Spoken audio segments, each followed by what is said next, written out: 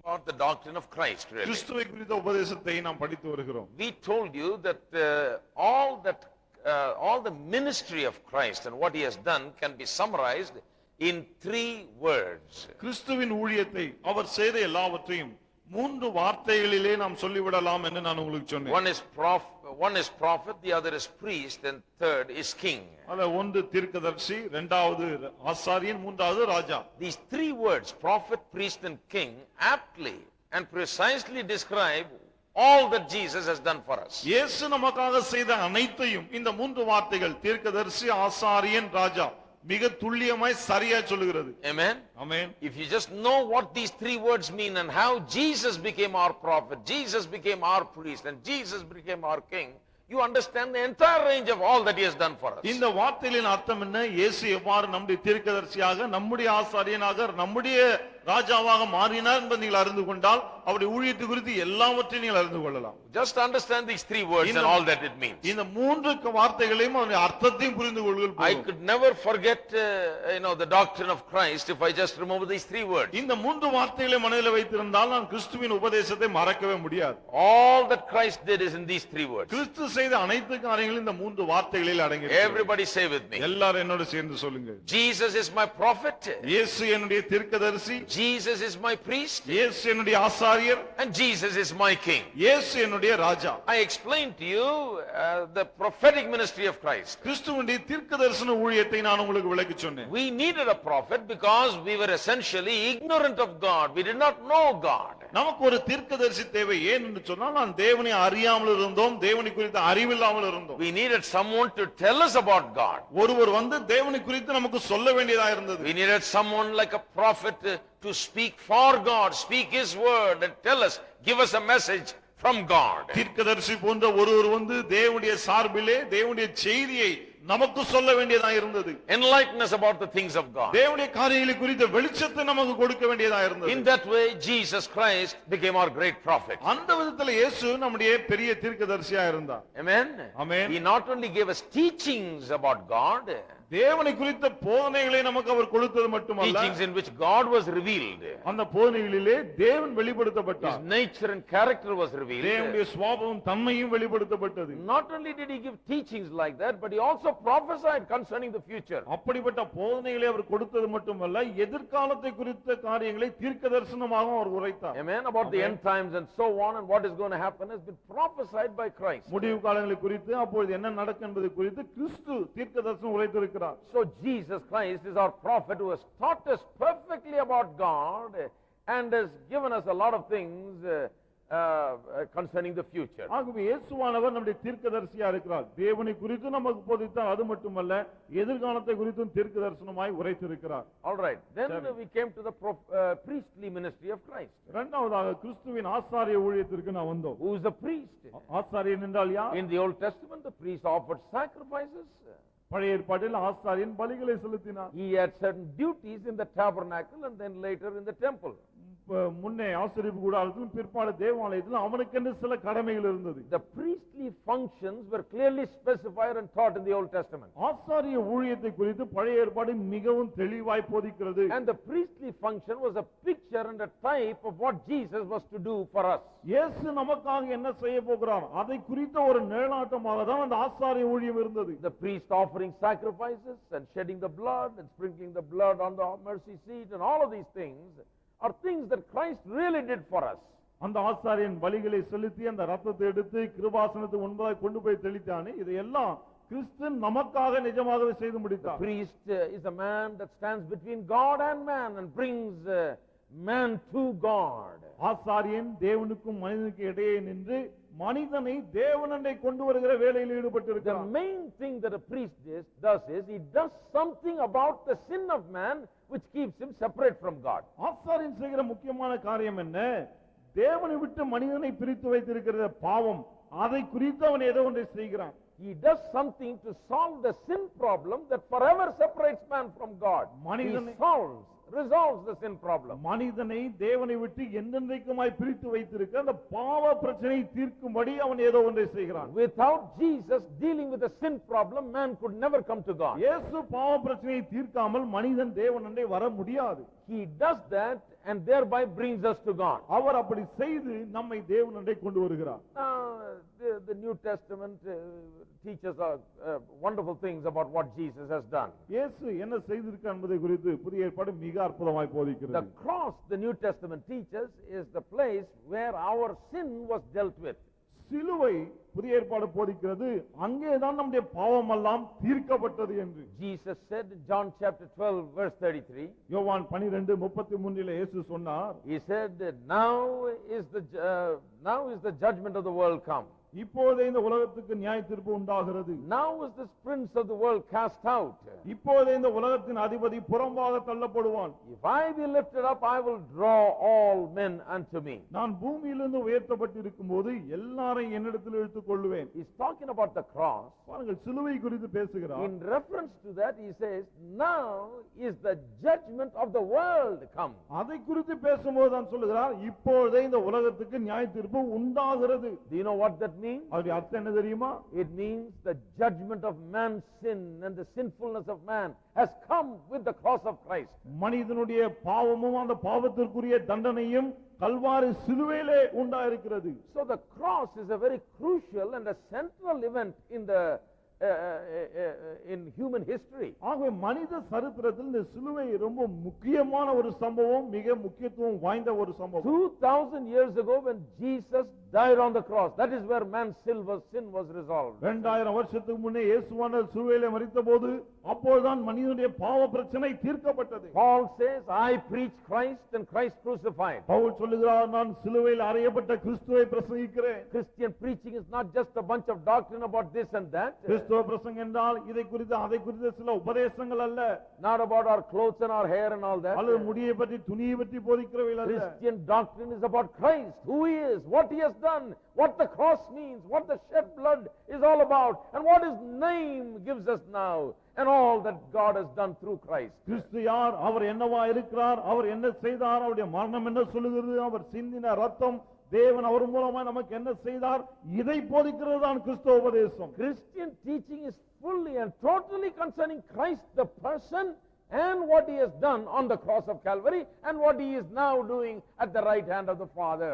கிறிஸ்துவை பற்றியும் அவர் நமக்காக என்ன செய்தார் என்பதை பற்றியும், சிலுவையில் என்ன செய்தார், சிலுவையில் என்ன செய்தார் என்பதை பற்றி, இப்போது பரலோகத்தில் என்ன செய்து கொண்டிருக்கிறார், இதை பற்றியும் பிரசங்கிப்பதுதான் கிறிஸ்தவ உபதேசம். Amen. Amen. Nothing else is Christian doctrine. வேறு எதுவுமே கிறிஸ்தவ உபதேசம் அல்ல. Christian doctrine has to do with what Jesus has done. இயேசு என்ன செய்திருக்கிறார், அதுதான் கிறிஸ்தவ உபதேசம். And what we become as a result of what Jesus has done. இயேசு செய்ததன் விளைவாக நாம் என்னவாய் மாறி இருக்கிறோம், அதுதான். But there are a lot of wrong views about what happened on the cross. ஆனால் சிலுவையில் என்ன நடந்தது என்பது குறித்து பல தவறான எண்ணங்கள் I இருக்கிறது. shared with you all those views. அவை எல்லாவற்றையும் நான் உங்களோடு பகிர்ந்து Why? கொண்டேன். ஏன்? Why is it important for ordinary Christian people to know these சாதாரண views? கிறிஸ்தவர்கள் இந்த காரியங்களை அறிந்து கொள்ள வேண்டியது ஏன் அவசியம்? Now, this is not for theology students to know these views. இதெல்லாம் வெறும் தியாலஜி மாணவர்கள் அறிந்து கொள்ள வேண்டியது I tell you கிடையாது. the truth, it is because only the theology students know these views, they come and preach it to you and you just open your mouth and swallow everything they tell you. வெறும் theology மாணவர்கள் அறிந்திருக்கிறதுனால தான் அவங்க வந்து உங்களுக்கு போதிக்கிறாங்க, நீங்க அது உண்மையா இல்லையான்னு தெரியாம அப்படியே வாயை பிளந்து கொண்டு They ஏற்றுக்கொள்ளுகிறீர்கள். learn one of those views from those professors who believes one of those wrong views many times. இப்படிப்பட்ட தவறான கருத்துக்களை நம்புகிறார்களே ப்ரொஃபசர்ஸ், அவங்க கிட்ட இருந்து இவங்க கத்துக்கொண்டு வந்து இங்கே சொல்லுகிறார்கள். And they come and occupy the pulpits and teach these wrong views concerning what happened on the அது cross. மட்டுமல்ல, இவர்கள் வந்து பிரசங்க பீடங்களை ஆட்கொண்டு கிறிஸ்துவின் சிலுவையில் என்ன நடந்தது அது குறித்த தவறான எண்ணங்களை மக்களுக்கு And போதிக்கிறார்கள். since ordinary people have no idea of all these things, they just simply swallow it. சாதாரண மக்களுக்கு என்ன நடந்தது என்பது குறித்து எதுவும் தெரியாதாகவே இவர்கள் சொல்வதை அப்படியே I ஏற்றுக்கொள்கிறார்கள். almost swallowed it when I was in Bible college நான் பைபிள் காலேஜில் இருக்கும்போது ஏறக்குறைய எல்லாத்தையும் அப்படியே விழுங்கிட்டேன். because I read it in some books ஏனென்றால் சில புத்தகங்களிலே and I வாசித்தேன், heard some people preach சிலருடைய பிரசங்கத்தை கேட்டேன். and I thought this was right, this was wonderful. இதுதான் சரி, அற்புதமா இருக்கிறது என்று நினைத்தேன். But I could not detect anything wrong with it. ஆனா அதுல எந்த ஒரு தவறையும் என்னால் கண்டுபிடிக்க முடியவில்லை. But when I taught you those views, ஆனால் இந்த கருத்துக்களை நான் உங்களுக்கு போதித்த போது one thing came out very clear. ஒரு காரியம் மிகவும் தெளிவா இருந்தது. That there are two elements that are missing in those wrong views, and you can easily detect the wrong view concerning the cross. அந்த தவறான எண்ணங்களிலே ரெண்டு காரியங்கள் காணப்படவில்லை. ஆகவே மிக சுலபமாய் நீங்கள் அதை தவறானது என்று கண்டுபிடிக்கலாம். ரெண்டு காரியம் எப்பவுமே மிஸ் ஆயிருக்கும். இத பார்த்தே கண்டுக்கலாம் அது தப்புன்னு. You can tell just like that. You can smell it a mile away. பாருங்க அங்க இருக்கும்போதே முகர்ந்தறலாம். நல்லா தெரியும். You can just hear the sermon and tell whether it is right or not. பிரசங்கத்தை கேட்டவுடனே சொல்லலாம் சரியா தவறா என்று. Two things are missing. ரெண்டு காரியங்கள் இல்லாமல் இருக்கும். In the wrong view concerning the death of Christ. கிறிஸ்துவின் சிலுவை மரணத்தை குறித்த தவறான எண்ணங்களிலே. One is that the view that Christ died for us as our substitute, taking our place, in our place, instead of us, as our substitute. The substitutionary element will be missing. ஒன்று என்ன இல்லாமல் இருக்கும், கிறிஸ்து நம்முடைய ஸ்தானத்திலே நம்முடைய பாவங்களை சுமந்து நமக்காக மரித்தார். அந்த பதிலால் அது அங்க இருக்காது. They'll never talk about that. அத பத்தி பேச They'll மாட்டார்கள். talk about, oh, look at the cross. என்ன சொல்லுவாங்க, சிலுவையை பாருங்க. Oh, look at the love. அந்த அன்பை பாருங்க. Look at the suffering there. அங்கு பட்ட பாடுகளை பாருங்க. Look at what he showed there. அங்கு என்ன காண்பித்தார் என்று பாருங்க. Look at his forgiving his enemies there. எதிரிகளையும் மன்னிக்கிறார், அதை பாருங்க. They will come one round of everything, but they'll never mention the fact that he died for us, taking our punishment in our place. He became as we are. எல்லாவற்றையும் குறித்து சொல்வார்கள். ஆனால் நம்முடைய ஸ்தானத்திலே நம்முடைய பாவத்தை நம்முடைய தண்டனையை சுமந்து நமக்கு பதிலாய் மரித்தார் என்பதை மாத்திரம் சொல்ல மாட்டார்கள். I don't mean to say that all those other things are necessarily wrong. They are all right. But if a substitutionary element is missing, all those other things will not save a person. மற்ற காரியங்களாம் தவறு என்று நான் சொல்ல வரவில்லை. ஆனால் அவர் பதிலாய் மரித்தார் என்பது அங்க இல்லை என்று சொன்னால் பிறகு அதெல்லாம் சொல்லி கூட பிரயோஜனம் இல்லை. True, you see his love there. அவருடைய அன்பை அங்க பார்க்கிறோம், உண்மைதான். True, he forgives the people who crucified him. அவரை சிலுவையில் அறைந்த மக்களை அவர் மன்னிக்கிறார், அது உண்மைதான். True, you see a lot of things about him there. அவரை குறித்த நிறைய விஷயங்களை அங்க நாம் பார்க்கிறோம். But unless you believe that Jesus died for you, there is no salvation. ஆனால் இயேசு எனக்காக தான் மரித்தார் என்று நீங்கள் விசுவாசியாவிட்டால் பிறகு ரட்சிப்பு இல்லை. He died for me in my place. He became as I am so that I can become as he is. அவர் என்னுடைய ஸ்தானத்திலே எனக்காக மரித்தார். அவர் என்னை போலானார், நான் அவரை போல் ஆவதற்கு என்று விசுவாசிக்க வேண்டும். Unless you believe that, there is no salvation. அதை விசுவாசியாவிட்டால் ரட்சிப்பே If கிடையாது. there is no substitutionary element, there will be a church, there will be a steeple, there will be a pulpit, there will be a preacher, but no salvation, no changed life, no regeneration. கிறிஸ்து பதிலாய் மரித்தார் என்ற அந்த சத்தியம் இல்லை என்று சொன்னால் சபை இருக்கும், pulpit இருக்கும், எல்லாருக்கும். ஆனால் மக்கள் மறுபடியும் பிறக்க மாட்டார்கள். அந்த சபையிலே ரட்சிப்பு இருக்காது. You know why? ஏன் தெரியுமா? Because first of all, they will not see the necessity for regeneration. என்ற முதலாவது மறுபடியும் பிறக்க வேண்டியதின் அவசியத்தையே அவர்கள் காண மாட்டார்கள். அங்கே They only see the necessity for understanding love more and being more kind and more this and more that, but they never see the sinfulness of man and how he has to be changed by the power of God and washed and cleansed by the blood of Jesus. மனிதன் பாவம் நிறைந்தவனாய் இருக்கிறான், அவன் மாற்றப்பட வேண்டும், இயேசுவின் இரத்தத்தினாலே கழுவப்பட வேண்டும். இதையெல்லாம் காண மாட்டாள். மாறாக அன்பை இன்னும் அதிகமா புரிஞ்சுக்கணும், தயவு காண்பிக்கணும், பட்சமா இருக்கணும், இதையெல்லாம் நன்றா புரிந்து கொண்டு பேசுவார்கள். I tell you that all other religions teach. பாருங்க, இதை மற்ற எல்லா மதங்கள் கூட போதிக்கிறது. They also teach love. அவங்களும் அன்பு They போதிக்கிறாங்க. also teach morality. அவர்களும் நல்லா வாழணும்னு போதிக்கிறாங்க. Amen. Amen. But there is no religion on earth that can change the very nature of man. ஆனால் மனிதனுடைய சுபாவத்தையே மாற்றக்கூடிய மதம் உலகத்துல வேற எதுவும் இல்லை. There is no religion on earth that can cleanse the evil heart of man and the evil conscience of man. மனிதனுடைய பொல்லாத இருதயத்தையும் பொல்லாத மனசாட்சியையும் மாற்றக்கூடிய கழுவக்கூடிய மதம் வேற எதுவும் இல்லை. There is no cleansing flow anywhere in any corner of this world other than the blood of Jesus that can cleanse man from all his sins. மனிதனுடைய எல்லா பாவங்களையும் கழுவக்கூடிய இயேசுவின் இரத்தத்தை தவிர உலகத்தின் எந்த மூலையிலும் வேற எதுவும் கிடையாது. There is nothing in any teaching, எந்த போதனையிலும் எதுவும் இல்லை. nothing in any philosophy, any system of belief that can cleanse the heart of man and bring him before God and make him stand before God. மனிதனுடைய இருதயத்தை கழுவி தேவனுக்கு முன்பாக அவனை கொண்டு வந்து நிற்க வைக்கக்கூடிய தத்துவமோ அல்லது மத நம்பிக்கையோ வேறு எதுவும் கிடையாது. Only the cross, the death of Jesus as our substitute and the blood that was shed there can change a man and bring him to God. சிலுவையும் அந்த சிலுவையிலே இயேசு நம்முடைய பதிலாளாக மரித்ததும் அவர் சிந்திய ரத்தமும் அதுதான் ஒரு மனிதனை மாற்றி தேவனண்டை கொண்டு வர முடியும். So that one element is missing. ஆகவே இந்த ஒரு காரியம் அதில் இல்லாமல் இருக்கு. And the second element is the penal element, that he took our punishment. இரண்டாவது என்ன, அவர் நம்முடைய தண்டனையை ஏற்றுக்கொண்டார் என்பது. Why he died? ஏன் அவர் He மரித்தார்? was punished for my sin. அவர் என்னுடைய பாவங்களுக்காய் தண்டிக்கப்பட்டார். His stripes were for me. Our my பட்ட sin. தழும்புகள் என்னுடைய பாவங்கள் நிமித்தம். It was my stripes. அது என்னுடைய தழும்புகள். Except I didn't take it, he took it. நான் அதை ஏற்றுக்கொள்ளவில்லை, அவர் Why ஏற்றுக்கொண்டார். did he die? ஏன் அவர் It was மரித்தார்? not his death, he died, but he died for me. அது அவருடைய மரணம் அல்ல, அவர் மரித்தார், ஆனால் எனக்காய் மரித்தார். Why did he die for me? ஏன் எனக்காய் மரித்தார்? It was a punishment, penalty for my sin. என்னுடைய பாவத்திற்கான ஒரு தண்டனை அது. Without penalty, there can be no salvation. தண்டனை இல்லாமல் ரட்சிப்பு இருக்க முடியாது. Because God has said, the soul that sins shall die. ஏனென்றால் தேவன் சொல்லிவிட்டால் பாவம் செய்கிற ஆத்துமா சாகும் என்று. So you will see that any wrong teaching concerning the cross of Christ will miss these two elements. ஆகவே கிறிஸ்துவின் சிலுவை குறித்த எந்த தவறான எண்ணத்தை எடுத்துக்கொண்டாலும் இந்த ரெண்டு விஷயம் அதுல இருக்காது. There are so many thousands of churches in the world today that are preaching a kind of a theology, a kind of a belief, a system of preaching and teaching, where they ignore the substitutionary and the penal element of the cross of Calvary. உலகத்திலே ஆயிரக்கணக்கான சபைகள் இந்த தியாலஜியை போதிக்கிறது, மத நம்பிக்கையை போதிக்கிறது. ஆனால் கிறிஸ்து நமக்காய் பதிலாளாய் மரித்தார், நம்முடைய தண்டனையை சுமந்து மரித்தார், அதை அவர்கள் போதிக்கிறதே So they கிடையாது. have the ritual, ஆகவே பாருங்க, அங்க சடங்கு இருக்கும், they have the building, அங்க கட்டிடம் they have இருக்கும், some kind of preaching, ஏதோ பிரசங்கம் இருக்கும், they have some kind of a motion coming and going, ஏதோ வருவாங்க போவாங்க, இதெல்லாம் இருக்கும். dead people coming and dead people walking out. செத்தவங்க வருவாங்க, செத்தவங்க வெளியே No போவாங்க. regeneration, அங்கே no புதுப்பிக்கப்படுவதில்லை, changed heart. மாற்றப்பட்ட இருதயம் இல்லை. The greatest miracle of new birth never takes place. புதிய பிறப்பு என்னும் மிகப்பெரிய அற்புதங்க நடப்பதே இல்லை. Nobody stands up and says, listen, I was like this, but by the power of God I'm changed. யாருமே எழுந்து நின்று என்னை கவனியுங்கள், நான் இப்படி இருந்தேன், தேவனுடைய வல்லமை என்னை மாற்றியது என்று சொல்ல மாட்டார்கள். No, nobody has had that experience. ஏன்னா யாருக்கும் அந்த அனுபவம் கிடையாது. Because this is not preached. காரணம் என்ன, இது பிரசங்கிக்கப்படுவதில்லை. So, already you have enough now. ஏற்கனவே போதுமானது நீங்க தெரிஞ்சிட்டீங்க பாருங்க. Substitutionary and penal element are missing, and whenever they are missing, you can bet on it, it will be wrong. இந்த பதிலாளாய் மரித்தார், நம்முடைய தண்டனை சுமந்து மரித்தார், இது ரெண்டும் ஒரு எண்ணத்துல இல்லை என்று சொன்னா அது தவறு என்று நீங்கள் அறிந்து கொள்ளலாம். Very சவால் simple, இல்லை. any Christian can understand this. பாருங்க, எந்த கிறிஸ்தவனும் இதை புரிந்து கொள்ளலாம், அவ்வளவு எளிமையானது. You can listen to any preaching on the cross, and it may sound glorious, but look for these two things. சிலுவை குறித்து எந்த பிரசங்கத்தை வேண்டுமானாலும் கேளுங்க, ரொம்ப மகிமையானதா இருக்கும். ஆனா இந்த ரெண்டு விஷயம் இருக்கான்னு பாருங்க.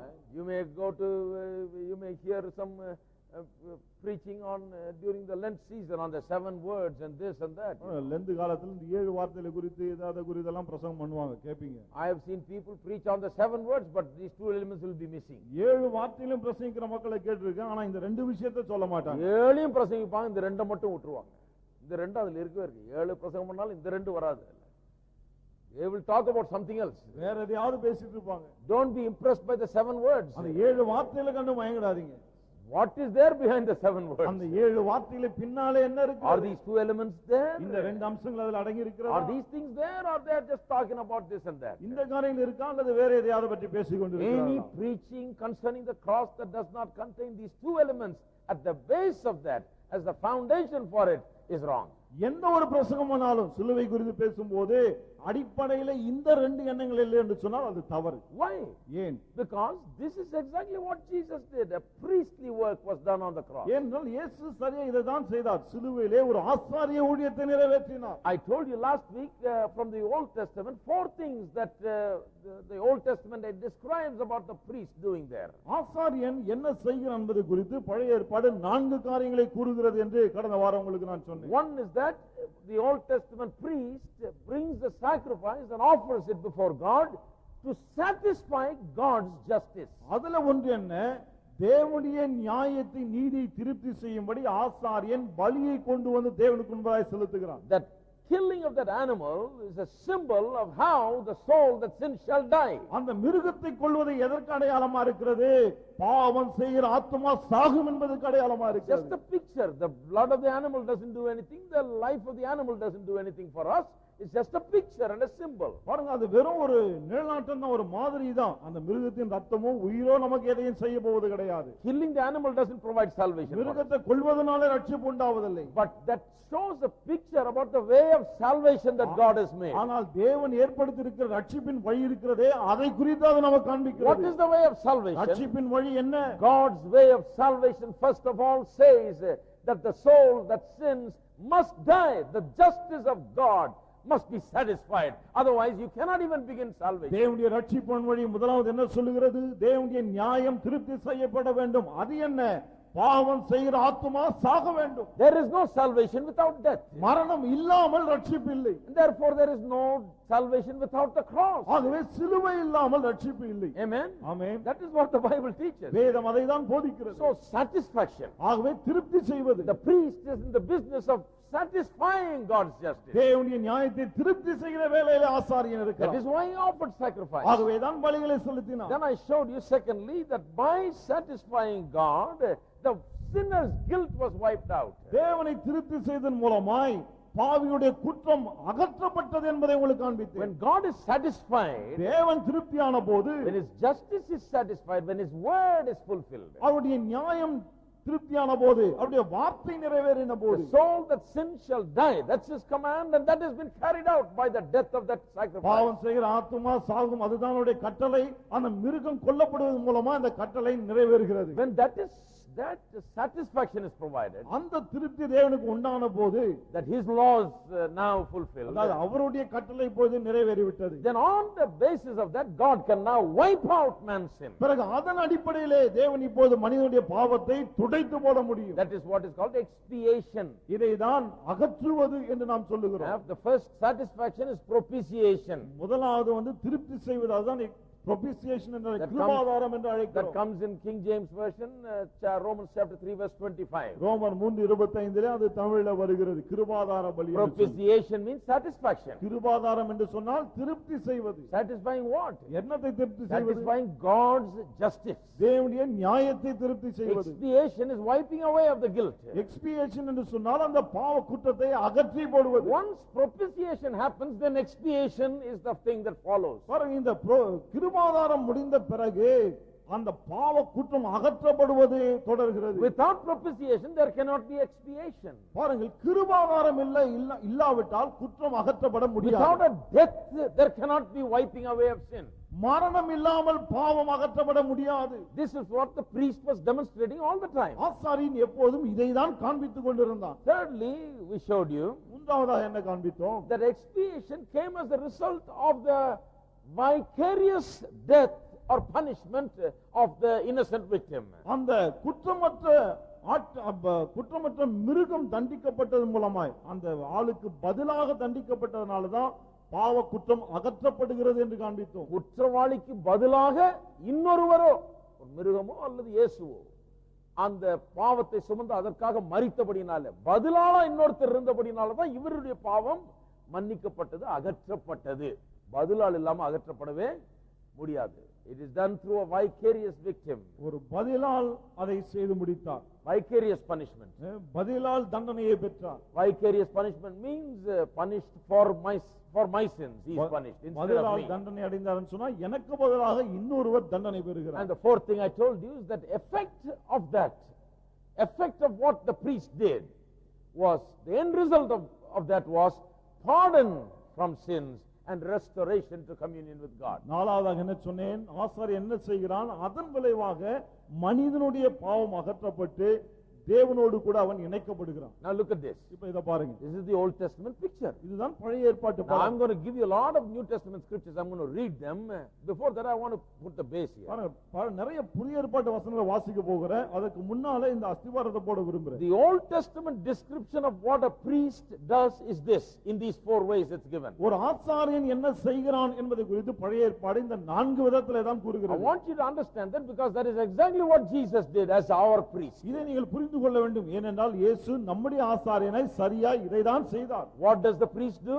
ஆசாரியன் என்ன In செய்கிறார்? the Old Testament, first of all, by killing an animal, he brings, he justifies or he satisfies God's justice. முதலாவது பழைய ஏற்பாட்டிலே மிருகத்தை கொல்வது மூலமாய் தேவனுடைய நியாயத்தை திருப்தி செய்கிறான். He says the soul must sin, so that sins must die. அவர் சொல்லுகிறார் பாவம் செய்கிற ஆத்துமா சாக வேண்டும் என்று. He satisfies God's justice. அவன் தேவனுடைய நியாயத்தை திருப்தி செய்கிறான். Secondly, இரண்டாவது, as a result of that, அதன் விளைவாக man's sin is wiped out.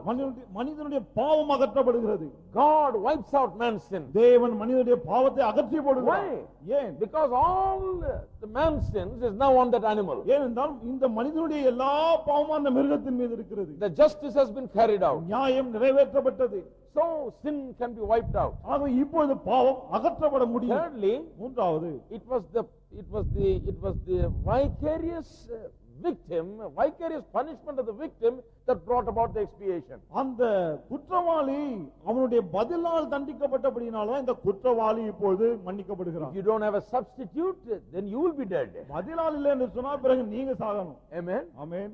என்னுடைய பாவத்துக்கு எனக்கு பதிலாளா யாரும் மரிக்கலன்னா அப்ப நான் தான் சாகணும். நான் செத்தேன்னா அப்புறம் salvation கிடையாது, ரட்சிப்பு கிடையாது. I'll be dead in the grave. செத்து கல்லறையில தான் இருக்கணும். Amen. Amen. So God didn't want me to die. ஆகவே நான் மரிக்கும்படி தேவன் விரும்புகிறார். So he provides a substitute. ஆகவே ஒரு பதிலாளை ஏற்படுத்துகிறார். Because God's justice must be fulfilled. ஏனென்றால் தேவனுடைய நியாயம் நிறைவேற்றப்பட வேண்டும். So by the substitution, by the vicarious punishment of a victim, the expiation comes. ஆகவே ஒரு ஆளுடைய பதிலால் தண்டிக்கப்படுவதன் மூலமாய் அந்த குற்றவாளியுடைய தண்டனை The அகற்றப்படுகிறது. final result அதனுடைய விளைவு என்ன? is pardon from sins and communion and restoration to communion and fellowship with God. அவனுடைய பாவம் மன்னிக்கப்பட்டு தேவனோடு கூட அவன் மீண்டும் இணைகிறான், ஐக்கியம் உறவு ஏற்படுகிறது. This is the Old Testament teaching concerning a priest. ஒரு ஆசாரியனை குறித்த பழைய ஏற்பாட்டு போதனை இதுதான். Amen. I've taught on detail on that last இது time. கடந்த வாரம் ரொம்ப விவரமா நான் போதிச்சு. But based on this, let me explain to you what the New Testament teaches concerning Christ's death. இப்போது இதன் அடிப்படையிலே கிறிஸ்துவின் மரணத்தை குறித்து புதிய ஏற்பாடு என்ன போதிக்கிறது அதை நான் சொல்லட்டும். This is so simple. இது அவ்வளவு எளிமையானது. But I don't know how they would get diverted from this and come up with all these theories. ஆனா எப்படி இதிலிருந்து விலகி போய் மற்ற எல்லா கருத்துக்களையும் சொல்லுகிறார்கள் அது எனக்கு தெரியல. Theories that kill the very life of church. சபையினுடைய ஜீவனையே கொல்லுகிற தியரிகள். Theories that kill the very salvation, the way of salvation that God has offered. தேவன் ஏற்படுத்தியிருக்கிற ரட்சிப்பின் வழியே சாகரிக்கக்கூடிய தியரிகள். So let us read it. ஆகவே இதை நான் வாசிப்போம். John's Gospel, chapter 1. யோவான் சுவிசேஷம் முதலாம் அதிகாரம் சொல்லுங்க. I've got more than a dozen scriptures. I'm going to read and briefly describe them, so you may want to write it down. 12க்கும் மேற்பட்ட வசனங்கள் இருக்கிறது. அதை வாசித்து நான் விளக்கி சொல்றேன், வேணா எழுதுங்க. These are all New Testament evidences for what Jesus has done on the cross. இயேசு சிலுவையிலே என்ன செய்தார் என்பதற்கு புதிய ஏற்பாட்டு ஆதாரங்கள் இவைகள். The New Testament teaching concerning the meaning of Christ's death on the cross. கிறிஸ்துவின் சிலுவை மரணத்தின் அர்த்தத்தை குறித்த புதிய ஏற்பாட்டின் போதனைகள் இவைகள். Now you judge it as we read it. இதை நாம் வாசிக்கும் போது நீங்களே நிதானியுங்கள். Yeah, but what is right? எது சரி என்பது. Are all those wrong views right, or this the Bible says again and again right? அந்த தவறான எண்ணங்கள்லாம் சரியா அல்லது வேதம் திரும்ப திரும்ப சொல்லுகிறதே இது சரியா? நீங்களே பாருங்க. John's Gospel, chapter 1, verse 29. யோவான் சுவிசேஷம் 1:29. Here John the Baptist sees Jesus coming. இங்கே யோவான் ஸ்நானகன் இயேசு வருகிறதை பார்க்கிறான். And Jesus is coming to John the Baptist. இயேசு யோவான் ஸ்நானகனே வருகிறார். So he says, ஆகவே next சொல்லுகிறான். day John saith, seeth Jesus coming unto him and saith, Behold the Lamb of God, which taketh away the sin of the world. மறுநாளிலே யோவான் இயேசுவை தன்னிடத்தில் வர கண்டு, இதோ உலகத்தின் பாவத்தை சுமந்து தீர்க்கிற தேவ ஆட்டுக்குட்டி என்றான். How different from what those other views? மற்ற எல்லா கருத்துக்களை விட இது எவ்வளவு வித்தியாசமா In that verse you find the substitutionary and the penal element. பாருங்க, இந்த வசனத்துல தானே பதிலால் தண்டனை ரெண்டுத்தையும் நீங்க பார்க்கலாம். You see there? பாக்குறீங்களா? Behold the Lamb of God. இதோ தேவ ஆட்டுக்குட்டி. What lamb? என்ன ஆட்டுக்குட்டி? Well, he knows very well, the Jewish man knows very well what lamb meant in the Old Testament sacrifice. யூத மனுஷனுக்கு ரொம்ப நல்லா தெரியுது பழைய ஏற்பாட்டு பலிகளிலே இந்த ஆட்டுக்குட்டி என்றால் என்ன அர்த்தம் என்று. What is that lamb? அந்த ஆட்டுக்குட்டி என்ன? That takes away the sin of the world. உலகத்தின் பாவத்தை சுமந்து தீர்க்கிறது அது. He imagines that lamb on the day of the atonement. பாவ நிவாரண நாளிலே அந்த ஆட்டுக்குட்டிக்கு என்ன சம்பவிக்கிறது அதை கற்பனை செய்கிறான். He is thinking about that and he is seeing Jesus as becoming that lamb. அதை எண்ணி பார்க்கிறான். இயேசு அந்த ஆட்டுக்குட்டியை மாறுகிறதை அவன் He பார்க்கிறான். says, behold the lamb, சொல்லுகிறான், இதோ தேவாட்டுக்குட்டி, lamb of God that takes away the sin of the world. உலகத்தின் பாவத்தை சுமந்து தீர்க்கிற You know what தேவாட்டுக்குட்டி. he's saying? அவன் என்ன சொல்லுறான் தெரியுமா? All these years us Jewish people, we've been offering sacrifices, we've been providing the lamb. யூத மக்களாகிய நாம் இத்தனை வருடங்களாக நாமே ஆட்டுக்குட்டிகளை கொடுத்து பலி செலுத்தி வருகிறோம். Oh, but now God has provided his lamb. ஆனால் இப்பொழுது தேவன் தம்முடைய ஆட்டுக்குட்டியை கொடுத்திருக்கிறார். It is not by your sacrifice you are saved. உங்களுடைய பலிகளினாலே நீங்கள் ரட்சிக்கப்படுவதில்லை. The Jewish people, when they brought sacrifices every day to the temple and the tabernacle, it could not save them. It was only teaching them that the Lamb of God must come and die. யூத மக்கள் ஒவ்வொரு நாளும் தேவாலயத்தில் கொண்டு வந்த பலிகளை செலுத்தினார்கள். அது அவர்களை ரட்சிக்கவில்லை. மாறாது என்ன போதிக்கிறது? தேவ ஆட்டுக்குட்டி வந்து மரிக்க வேண்டும், அதை போதிக்கிறது. அது ரட்சிக்கவில்லை. அந்த ஆட்டுக்குட்டியினுடைய ரத்தமோ அதனுடைய மரணமோ இவர்களை ரட்சிக்கவில்லை. தேவ ஆட்டுக்குட்டி வர வேண்டும், அதற்காக நான் எதிர்பார்க்கிறேன், அதை விசுவாசிக்கிறேன் என்பதை போதித்தது. அந்த எதிர்பார்ப்பை உண்டாக்கினது அவர்களுக்குள்ளே. Are you right? இருக்கீங்களா? Amen. Amen. Now he says, இப்போ அவன் சொல்லுகிறான், that was all a drama to show அதெல்லாம் இந்த உண்மையை காண்பிப்பதற்கான ஒரு நாடகம். God made you enact that every day. ஒவ்வொரு நாளும் தேவன் அதை உங்களை செய்ய வைத்தார். And every year, once a year, there was this great day of atonement. அது மட்டுமல்ல, வருடத்துக்கு ஒரு முறை இந்த மாபெரும் பாவ நிவாரண நாள் வரும். Amen. There was morning offering, evening offering. காலையிலே பலி, மாலையிலே பலி. Constantly animals were killed. தொடர்ந்து மிருகங்கள் கொல்லப்பட்டது. Amazing. ஆச்சரியமா He இருக்கு. wanted to keep this thing right before their eyes, that without the death of an innocent victim, you cannot be forgiven. குற்றமற்ற ஒருவர் மரிக்காமல் நீங்கள் மன்னிக்கப்பட முடியாது. இந்த சத்தியம் அவர் கண்ணு முன்னாலே இருக்க வேண்டும் என்று தேவன் He விரும்பினார். was not trying to show the lamb is killed, so you're all right. இந்த ஆட்டுக்குட்டி கொல்லப்படுவதாகவே நீங்களா சரியாயிட்டீங்கன்னு அதை சொல்லல No, our. you're saying expect the Savior to come. என்ன சொல்லுகிறார்? ரட்சகர் வர The எதிர்பார்த்திருங்க.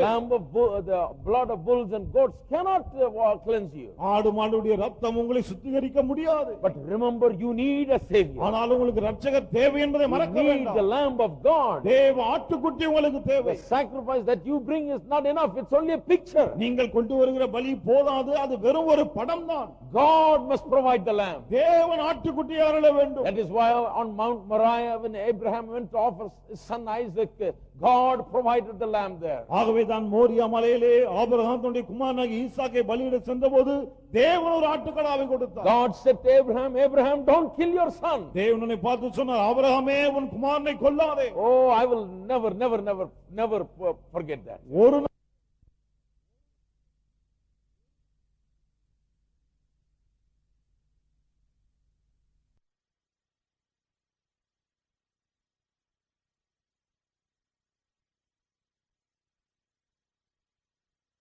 There was one that was caught in the thicket. அங்கே ஒரு புதரிலே ஒரு ஆட்டுக்கடா சிக்கி இருந்தது. By doing that, God showed him that one day he's going to give the lamb of God, his own son, as the lamb of God. அப்படி செய்ததன் மூலமாய் ஒரு நாளிலே என்னுடைய சொந்த குமாரனையே தேவ ஆட்டுக்குட்டியை நான் கொடுப்பேன் என்பதை தேவன் காண்பித்தார். What a wonderful picture. என்ன அற்புதமான ஒரு படம் பாருங்க. Abraham already knew that God is a wonderful provider. ஆபிரகாமுக்கு ஏற்கனவே தெரியும் தேவன் அற்புதமாய் தேவைகளை சந்திக்கிறவர் என்று. But he was astonished this time. ஆனா இத கண்டவன் வியந்து போனான். How God has provided for my salvation. எப்படி தேவன் என்னுடைய ரட்சிப்புக்கு வழி ஏற்படுத்தி So இருக்கிறார். he named that place where he offered that sacrifice as Jehovah Jireh.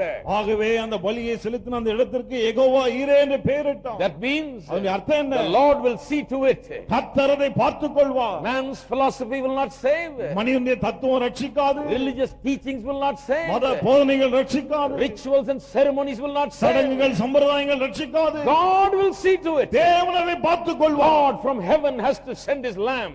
ஏனென்றால் அவர் பரலோகத்திலிருந்து தம்முடைய ஆட்டுக்குட்டியை அனுப்ப God has to வேண்டும். send his own son, spotless, without blemish, the Lamb of God. பழுதற்ற குற்றமற்ற ஆட்டுக்குட்டியாக தம்முடைய குமாரனை தேவன் அனுப்ப வேண்டும். Nothing that any religion can do can save man. ஒரு மதம் செய்யக்கூடிய எந்த ஒரு காரியமும் மனிதனை ரட்சிக்க முடியாது. That was the demonstration on Mount Moriah. Moriah மலையிலே அதுதான் அங்கே காண்பிக்கப்பட்டது. Abraham was not going to provide salvation. Abraham ரட்சிப்பை அருள போவதில்லை. Isaac is not going to die. ஈசாக்கும் மரிக்க போவதில்லை. No.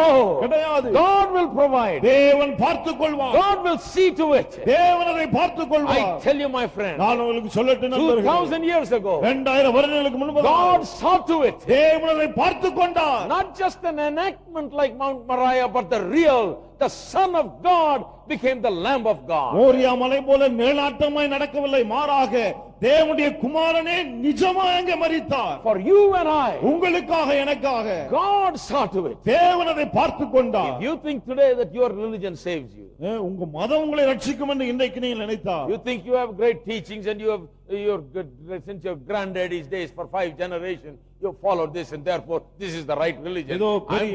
I'm sorry to tell you it's wrong. பெரிய பெரிய போதனைகள் இருக்கிறது, எங்க தாத்தா முப்பாட்டம் காலத்துல இருந்து 5 தலைமுறையா நாங்க இதை நம்புறோம், இதனாலே நீங்க நான் ரட்சிக்கப்பட நினைத்தா தவறு. அது There's only one way of salvation. ஒரே ஒரு ரட்சிப்பின் வழி மட்டுமே God இருக்கிறது. must see to it. தேவன் அதை பார்த்துக் கொள்ள வேண்டும். Unless God sends his son, தேவன் தம்முடைய குமாரனை அனுப்பினார் unless அன்று, God provides the lamb, தேவன் ஆட்டுக்குட்டியை கொடுத்தார் அன்று, unless God gives us the cross of Calvary with his son on it, there is no salvation. தேவன் கல்வாரி சிலுவையிலே தம்முடைய குமாரனோடு கூட அதை கொடுத்தால் அன்றி ரட்சிப்பு கிடையாது. So John's insight was tremendous. He said, behold the Lamb of God. He recognized him. Yes, this is the Lamb of God that taketh away the sin of the world. ஆகவே யோவான் உணர்ந்து கொண்டானே, அது மிகப்பெரிய ஒரு காரியம். பார்த்த உடனே சொல்லுகிறான், இவர்தான் தேவனுடைய ஆட்டுக்குட்டி, உலகத்தின் பாவங்களை சுமந்து தீர்க்கிறவர். Sin of the world means உலகத்தின் பாவம் என்றால் sin of the people that were living at the time of Jesus, இயேசுவின் காலத்திலே வாழ்ந்த மக்களுடைய பாவம், and all those who will live ever since Jesus, இயேசுவின் காலத்திலிருந்து வாழக்கூடிய மக்களுடைய பாவம், காலத்துக்கு பிறகு வாழக்கூடியவர்கள், and also those who lived before Jesus. பிறகு இயேசுவுக்கு முன்பதாய் வாழ்ந்த மக்கள் எல்லாருடைய பாவம். I make this point very clear to you. இத ரொம்ப தெளிவா உங்களுக்கு நான் சொல்றேன் The பாருங்க. people that lived before Jesus Yes. were saved by faith in Jesus and his death. இயேசுவின் மீதும் அவருடைய சிலுவை மரணத்தின் மீதும் வைத்த விசுவாசத்தினாலே தான் இயேசுவுக்கு முன்பதாய் வாழ்ந்த மக்களும் ரட்சிக்கப்பட்டார்கள். They were not saved by some lamb over there in Palestine. ஏதோ பாலஸ்தீனால ஏதோ ஒரு ஆட்டுக்குட்டியினால இவங்க ரட்சிக்கப்படவில்லை. No, there is no lamb that saves. கிடையாது, ரட்சிக்கிற ஆட்டுக்குட்டி வேற எதுவும் By கிடையாது. killing the lamb and shedding the blood, they expressed the faith in the coming Savior and his death and his blood. It was in his death and his blood they put their faith. And that is what justified them. ஆட்டுக்குட்டியை கொன்று ரத்தத்தை சிந்துவதன் மூலமாய் வரப்போகிற ரட்சகரை குறித்து, அவர் மரிப்பார், அவர் ரத்தம் சிந்துவார், அவருடைய பாவங்களை கழுவார் என்ற அந்த விசுவாசத்தை வெளிப்படுத்தினார்கள். அந்த விசுவாசம் தான் அவர்களை ரட்சித்தது. And Romans 3:25 and 26 clearly says that for the sins of the past ரோமர் this took place. 25-26 மிக தெளிவாய் சொல்லுகிறது, முற்காலத்திலே நடந்த பாவங்கள் என்று. Those were taken care of through அந்த the cross. பாவங்களும் சிலுவையின் மூலமாய் அகற்றப்பட்டது. Amen. Amen. Sins of the past, the present and the future. கடந்த காலத்தின் பாவம், நிகழ்காலத்தின் பாவம், எதிர்காலத்தின் பாவம். There is only one Savior. ஒரே ஒரு ரட்சகர் தான் உண்டு. There is no other system of salvation in the Old Testament and salvation through Jesus in the New Testament. பழைய ஏற்பாட்டில் ரட்சிப்புக்கு ஒரு முறை இருந்தது, புதிய ஏற்பாட்டில் இயேசுவின் மூலமா ரட்சிப்பு வந்து விட்டது. இதெல்லாம் கிடையாது. Only one Savior forever. என்றென்றைக்கு நித்தியமாய் ஒரே ஒரு ரட்சகர் தான். Jesus Christ our Lord. நம்முடைய கர்த்தராகிய இயேசு கிறிஸ்து. Only one Lamb of God that takes away the sin of the world. ஒரே ஒரு தேவ ஆட்டுக்குட்டி தான் உலகத்தின் பாவங்களை சுமந்து தீர்க்கிறார். That is our Lord Jesus Christ. அவர்தான் நம்முடைய கர்த்தராகிய இயேசு கிறிஸ்து. Amen. Amen. Let's go on because I'll end up preaching on just that one thing. நாம் தொடரும், இல்லாட்டி இதையே பிரசங்கம் பண்ணிட்டு இருப்பேன் நான். 1 Corinthians. 1 கொரிந்தியருக்கு செல்வோம். But it's exciting stuff. ரொம்ப உற்சாகமா இருக்கு பாருங்க. 1 Corinthians chapter 5. செல்வோம். 1 கொரிந்தியர் 5ஆம் அதிகாரம் Verse 7. 7ஆம் வசனம் பார்ப்போம். Purge out therefore the old leaven, that ye may be a new lump, as ye are now, as ye are unleavened. For even Christ our Passover is sacrificed for us. Just the later part. ஏனெனில் நம்முடைய பஸ்காவாகிய கிறிஸ்து நமக்காக பலியிடப்பட்டிருக்கிறாரே. Just listen to the later portion. அந்த கடைசி பகுதி மட்டும் பாருங்க. Even our Christ our Passover is sacrificed for us. ஏனெனில் நம்முடைய பஸ்காவாகிய கிறிஸ்து நமக்காக பலியிடப்பட்டிருக்கிறாரே. நம்முடைய பஸ்கா நமக்காக பலி. See the substitutionary and the penal element is there. பாருங்க, பதிலால் தண்டனை ரெண்டுமே இதுல இருக்கு பாருங்க. நமக்காக, நமக்கு பதிலாக, நம்முடைய பாவங்களுக்காக பலியிடப்பட்டிருக்கிறாரே. That's what it means. அதனுடைய அர்த்தம் அதுதான். Substitutionary penal, two elements are there. பதிலாய் மரித்தார், தண்டனை ஏற்றுக்கொண்டு மரித்தார், ரெண்டுமே இருக்கு பாருங்க. What did Paul believe? Pavul என்னத்தை The விசுவாசித்தார்? great teacher of the Christian church. கிறிஸ்தவ சபையினுடைய மாபெரும் போதகர் அவர். Paul believed that Christ, our Passover, is sacrificed. Why? For us, as our substitute in our place. நம்முடைய பஸ்காவாகிய கிறிஸ்து பலியிடப்பட்டிருக்கிறார். எதற்காக? நமக்காக, நம்முடைய ஸ்தானத்திலே பலியிடப்பட்டிருக்கிறார். In all Paul's writing, the word for has a great significance. பவுலுடைய எல்லா போதனைகளிலும் இந்த நமக்காக என்று வருது அந்த வார்த்தை ரொம்ப முக்கியத்துவம் You know, in வாய்ந்தது. Romans 8, when he says, if God be for us, who can be against us? ரோமர் 8ல சொல்றாரு, தேவன் நம்முடைய பட்சத்துக்கு இருந்தால் நமக்கு விரோதமா இருப்பவன் யார்? That word for there has great significance. அங்க பட்சத்தில் இருந்தால்ன்றாரு, அது ரொம்ப முக்கியத்துவம் வாய்ந்தது. Anywhere you read Christ, wherever you read Paul saying Christ for us, when he's talking about Christ and how he's for us in some way, it is talking about the substitutionary element. For is the word of substitution. இங்கெல்லாம் பவுல் இந்த இருந்தால் அல்லது நமக்காக, நம்முடைய என்று சொல்லுகிறார், அதெல்லாம் கிறிஸ்து நம்முடைய பதிலாளா இருக்கிறார் என்பதை பவுல் அங்க வலியுறுத்தி கூறுகிறார். You can take the word for and underline it and put substitute and it will work out very well. இங்கெல்லாம் நம்ம நமக்காக இருந்தால் அந்த வார்த்தை வருது, அங்க எடுத்து பதிலால்னு போட்டு பாருங்க, அந்த வசனம் He சரியா வரும். means he became my substitute. என்ன That's all. சொல்லுகிறாங்க? அவர் என்னுடைய பதிலாளாய் மாறினார், அததான் சொல்றார். In Paul in writings, for means substitution. பவுலுடைய நிருபங்களிலே இந்த பதிலாளுக்கு பதிலாக நமக்காக என்ற வார்த்தை வருது. நமக்காக சொன்னாலுமே பதிலால் தான். Once again, this great Jew is thinking about the Passover. மறுபடியும் பாருங்கள், இந்த மாபெரும் யூதன் அந்த பஸ்காவை நினைவு கூறுகிறார். You remember the Passover? அந்த பஸ்கா பண்டிகை ஞாபகம் இருக்கா? On the day that the children of Israel left Egypt, இஸ்ரவேல் ஜனங்கள் எகிப்தை விட்டு புறப்பட்ட நாளிலே they were asked to observe Passover. பஸ்காவை கடைபிடிங்கள் என்று சொல்லப்பட்டது. What was the observance? அந்த பஸ்கா கடைபிடிப்பது என்றால் என்ன? Every household was to take a lamb and kill the lamb. ஒவ்வொரு வீட்டாரும் ஒரு ஆட்டுக்குட்டி எடுத்து அதை கொல்ல வேண்டும். And carefully conserve all the blood in a vessel. பிறகு ஒரு பாத்திரத்திலே மிக ஜாக்கிரதையா இந்த ரத்தத்தை பிடித்து வைக்க வேண்டும். But it is not enough that the blood is shed into a vessel. ஒரு பாத்திரத்திலே ரத்தத்தை சேர்த்து வச்சா மட்டும் போதாது. They must use a hyssop and take that blood and apply it on the doorposts and the lintels. ஒரு ஈசோப்பை எடுத்து அந்த ரத்தத்தை தோய்த்து நிலைக்கால்களிலே வாசல்ல அதை தேய்க்க வேண்டும். And that is not enough. அதுவும் போதாது. Then you got to go stay behind the doorpost and lintel and stay in there. If you come out, there is no protection. As long as you are behind it, then you are all right. அந்த ரத்தத்துக்கு வெளியே வரக்கூடாது. அந்த நிலை சட்டம் கால் இருக்கிறது, அதுக்கு உள்ளாக இருக்கணும். அதுக்கு உள்ளாக இருக்கும்போது தான் அங்கே பாதுகாப்பு இருக்கிறது.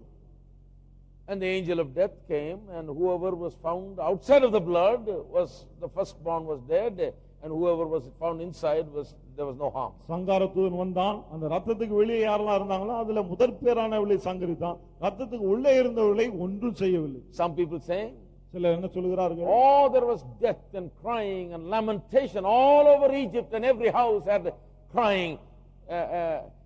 Every house had death, they say. எகிப்து தேசம் முழுவதும் மகாபெரிய கூக்குரல் இருந்தது, ஒவ்வொரு வீட்டிலும் மரணம் நிகழ்ந்தது என்று சொல்லுகிறார்கள். Every house had a death. ஒவ்வொரு வீட்டிலும் மரணம் சம்பவித்தது. Thank God, in the Israeli house there is no death. ஆனால் கர்த்தருக்கு ஸ்தோத்திரம், இஸ்ரவேலரின் வீடுகளிலே மரணமே இல்லை. Wrong. அது தவறு. Even Israeli house had death. இஸ்ரவேல் வீட்டிலும் மரணம் இருந்தது. In the Israeli house there was the death of the lamb. இஸ்ரவேலுடைய வீடுகளிலே ஒரு ஆட்டுக்குட்டி மரித்தது. Therefore there was no death of the firstborn. ஆகவேதான் முதற் பிறந்தவர்கள் மரிக்கவில்லை. Please understand. தயவுசெய்து புரிந்து கொள்ளுங்கள். In the Israeli house there was death. இஸ்ரவேலுடைய வீடுகளிலே மரணம் நிகழ்ந்தது.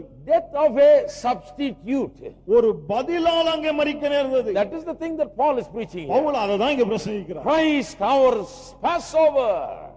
கிறிஸ்து நம்முடைய பஸ்காவா இருக்கிறார். What does he mean by our Passover? நம்முடைய பஸ்கா என்றால் என்ன அர்த்தம்? It means that I should have died, but he died for me, therefore I didn't have to die. நான் மரித்திருக்க வேண்டும், ஆனால் அவர் மரித்தார், ஆகவே நான் மரிக்க வேண்டிய அவசியம் இல்லை. Christ our Passover. கிறிஸ்து நம்முடைய பஸ்காவா He இருக்கிறார். sacrificed for us. நமக்காய் பலியிடப்பட்டிருக்கிறார். Oh, what a picture, my friend. என்ன ஒரு படம் பாருங்கள். Christ our Passover. கிறிஸ்து நம்முடைய பஸ்காவா இருக்கிறார். In every house there was death. ஒவ்வொரு வீட்டிலும் மரணம் In the நிகழ்ந்தது. Egyptians' house there was the death of the firstborn, எகிப்தியருடைய வீடுகளிலே முதற் பிறந்த பிள்ளை மரித்தது. and in the house of the Israelites there was இஸ்ரவேலுடைய the death வீடுகளிலே of the lamb their substitute, their Passover lamb. ஒரு ஆட்டுக்குட்டி, பஸ்கா ஆட்டுக்குட்டி அவளுக்கு பதிலாய் மரித்தது. Great demonstration of redemption. மீட்பை தேவன் அங்க அப்படியே எடுத்து காண்பிக்கிறார். God is showing that this is how salvation is going to take place. ரட்சிப்பு இப்படிதான் உண்டாக போகிறது என்று தேவன் காண்பிக்கிறார். Great drama about salvation. ரட்சிப்பை குறித்து ஒரு நாடகமே நடக்கிறது அங்கே. The Passover lamb must die. பஸ்கா ஆட்டுக்குட்டி அங்க மரிக்கிறது. The blood must be shed. ரத்தம் சிந்தப்பட வேண்டும். The lintels and doorposts must be smeared with the blood. வாசல் கால்களில் நிலை சட்டத்திலும் அந்த ரத்தம் பூசப்பட வேண்டும். What does it mean in the New Testament terms? புதிய ஏற்பாட்டிலே பார்க்கும்போது அதனுடைய அர்த்தம் என்ன? Paul says Christ is the Passover lamb. Pavul சொல்லுகிறார் கிறிஸ்துதான் பஸ்கா ஆட்டுக்குட்டி. He must be killed. அவர் கொல்லப்பட வேண்டும். His blood must be shed. அவர் ரத்தம் சிந்தப்பட வேண்டும். His blood must be applied. அவருடைய ரத்தம் பூசப்பட வேண்டும். How can it be applied? எப்படி நாம் அதை பூச முடியும்? By faith. விசுவாசத்திலே. When we confess and say the blood of Jesus cleanses me from all my sins, our tongue becomes like the hyssop and it applies the blood of Jesus and its efficacy to our hearts by faith. இயேசு கிறிஸ்துவின் ரத்தம் சகல பாவங்களை நீக்கி என்னை சுத்திகரிக்கும் என்று நம்முடைய நாவினால் அதை சொல்லும்போது நம்முடைய நாவு ஈசோப்பை போல பயன்படுகிறது. அது நம்முடைய இருதயத்திலுள்ள எல்லா பாவங்களையும் கழுவி நம்மை சுத்திகரிக்கிறது. நம்முடைய நாவு ஈசோப்பை போல பயன்பட்டு இந்த ரத்தத்தின் மூலம் உண்டாகும் பாவ மன்னிப்பாகிய மீட்பை நம்முடைய இருதயத்துக்குள்ளாக அது கொண்டு வருகிறது. Amen. Amen. Are you there? இருக்கீங்களா? What a wonderful picture. என்ன அற்புதமான ஒரு காட்சி பாருங்க. When you confess that the blood of Jesus cleanses you from all your sins. நீங்கள் அறிக்கை செய்யும்போது இயேசு கிறிஸ்துவின் ரத்தம் சகல பாவங்களிலிருந்து உங்களை கழுவி சுத்திகரிக்கிறது. You are doing exactly like they did, taking the hyssop and applying on the doorpost. அப்படி நீங்கள் அறிக்கை செய்தபோது எப்படி அவர் ரத்தத்தை எடுத்து நிலைக்காலில் பூசினாலோ அதே போல நீங்கள் செய்தீர்கள். By faith you are applying it to your heart. விசுவாசத்திலே உங்கள் இதயத்தில் பூசுகிறீர்கள். Your heart is your doorpost. உங்கள் இதயம் தான் உங்கள் நிலைக்காலா இருக்கிறது. And therefore ஆகவே you are protected. நீங்கள் பாதுகாப்பா This இருக்கிறீர்கள். wonderful word saved is so wonderful, my friend. Saved is such a wonderful word. இந்த ரட்சிப்பு என்ற அந்த வார்த்தை ரொம்ப அற்புதமான ஒரு வார்த்தை. You know what saved means? ரட்சிப்பு என்றால் என்ன தெரியுமா? The angel of death is one day going to take everybody else, but I am not going to be taken because I am saved in Christ. மரண தூதன் ஒரு நாளிலே எல்லாரையும் கொண்டு செல்ல போகிறான். ஆனா என்னை கொண்டு செல்ல முடியாது. ஏனென்றால் கிறிஸ்துவுக்குள்ளே நான் ரட்சிப்படைந்திருக்கிறேன். There is an angel of death that comes and grabs the soul and the spirit of every sinner that dies and takes them to the place without God, in a place of darkness and hell. மரிக்கிற இயேசு இல்லாமல் மரிக்கிற ஒவ்வொருடைய ஆவியையும் ஆத்மாவையும் மரணதூதன் சங்காரதூதன் கொண்டு வந்து எடுத்துக்கொண்டு போய் இருள் நிறைந்த அந்த நரகத்துல போய் போடுகிறான். The Bible talks about it in the book of Revelation. வெளிப்படுத்தலே வேதம் அதை குறித்து பேசுகிறது. How death and hell come எப்படி மரணமும் பாதாளமும் வருகிறது என்று. to claim the soul of the unbeliever. அவிசுவாசியுடைய ஆத்மாவை உரிமை பாராட்ட. The death of the unbeliever is the saddest thing in the whole world. அவிசுவாசியின் மரணம் தான் உலகத்திலே மிக மிக வருத்தமான When ஒன்று. he dies without a man dies without God, hell and death are there to claim him and take his spirit to hell. இயேசு இல்லாமல் ஒருவன் மரிக்கும்போது மரணமும் பாதாளமும் அங்கே வருகிறது. எதற்காக? அவருடைய ஆத்மாவையும் ஆவியையும் பிடித்துக்கொண்டு நரகத்திலே தள்ள. But when a man of God dies, ஆனால் ஒரு தேவ மனிதன் when a மரிக்கும்போது, child of God dies, தேவனுடைய பிள்ளை மரிக்கும்போது the angels of God are present தேவனுடைய தூதர்கள் அங்க to இருக்கிறார்கள். claim his spirit and his soul for heaven into the very presence of அந்த God. மனிதனுடைய ஆவியையும் ஆத்மாவையும் பரலோகத்திலே தேவனுடைய சமூகத்திலே கொண்டு போய் சேர்க்க. That is why Paul says to be absent from the body is to be present with the Lord. ஆகவே தான் பவுல் சொல்கிறார் சரீரத்திலே இல்லாத இருக்கும்போது கர்த்தரிடத்திலே நாம் இருக்கிறோம் என்று. சரீரத்தை தேகத்தை விட்டு பிரிந்தவுடன் எங்க போறேன்? ஹலோ, எங்க போறோம்? கர்த்தரிடத்துல போறோம். We go to the Lord. கர்த்தரிடத்திலே போகிறோம். The very moment. அந்த வினாடியே We are not going to die saying, oh God, where am I going? ஐயோ ஆண்டவரே எங்க போறேன் இப்படி கூச்சல் போட்டு நாம மரிக்கிறது இல்ல. We are going to heaven. நாம் பரலோகம் போகிறோம். There cannot be any mistake, my friend. இதுல தப்பே நடக்க முடியாது நண்பர்களே. They say year 2000 comes and computers are going to give problems. என்ன சொல்றாங்க 2000 வருஷம் வந்தா கம்ப்யூட்டர்கள் நிறைய தொல்லை கொடுக்க போகுதுன்றாங்க. Some of you might not find your money in the bank. உங்களுக்கு ஒருத்தருடைய பணம் பேங்க்ல இல்லாம போய்டும் அப்புறம். That's what they say. அதான் சொல்றாங்க. Your names may not be on the roll some places. சில இடங்கள்ல உங்களுடைய பெயர்களே இல்லாம போயிடலாம். Everything will be messed up. எல்லாமே ஒரு குழப்பமா இருக்கும். I tell you something. ஆனா ஒன்று உங்களுக்கு The சொல்றேன். Bible is Y2K safe. Bible Y2K சேஃபா இருக்கு. No mistakes here. இதுல தப்பே கிடையாது. When a child of God dies, angels of God are present. No mistake, no fumbling, no mess up. They do the right thing. Not one person is missed. They are claimed for heaven into the very presence ஒரு of தேவனுடைய God. பிள்ளை மரிக்கும்போது தேவதூதர்கள் அங்க வருகிறார்கள். ஒரு குழப்பமோ எதுவும் கிடையாது அங்க. எல்லாம் கரெக்டா நடக்குது. தேவனுடைய சமூகத்திலே கொண்டு போய் சேர்க்கிறார்கள். லிஸ்ட்ல பேர் விட்டு போச்சு இந்த கதெல்லாம் கிடையாது. கரெக்டா பேர் இருக்கும், கரெக்டா போய் சேரும். Amen. Amen. Absent from the body, present with the Lord, no doubt. சரீரத்தில் இல்லை என்று சொன்னால் கர்த்தரோடு இருக்கிறோம், அவ்வளவுதான். இதுல சந்தேகம் Assurance, my friend. ஒரு நிச்சயம் நண்பர்களே. How many of you have the assurance? எத்தனை பேருக்கு அந்த நிச்சயம் No இருக்கிறது? doubt. சந்தேகமே இல்லை. God never makes a mistake. தேவன் தவறே செய்வதில்லை. And Paul bases it all on the Passover lamb. Pavul எல்லாவற்றையும் பஸ்கா ஆட்டுக்குட்டியின் மீது வைக்கிறார். Christ our Passover is sacrificed for us. கிறிஸ்துவினுடைய பஸ்காவாகிய கிறிஸ்து பலியிடப்பட்டிருக்கிறார் என்று Turn சொல்கிறார். with me to Romans 3:25. திருப்போம் ரோமர் 3:25. We have read it, but let's read it again. ஏற்கனவே வாசித்திருக்கிறோம், மீண்டுமாய் வாசிப்போம். We read it in other context. ஆமா, இன்னொரு பின்னணியிலே இதை வாசித்தோம். Look at this. இதை பாருங்க. Here Paul gives the meaning of Christ's death. கிறிஸ்துவின் மரணத்துக்குரிய அர்த்தத்தை பவுல் இங்கே கொடுக்கிறார். Whom God had set forth to be a propitiation through faith in his blood, to declare his righteousness for the remission of sins that are past through the forbearance of God.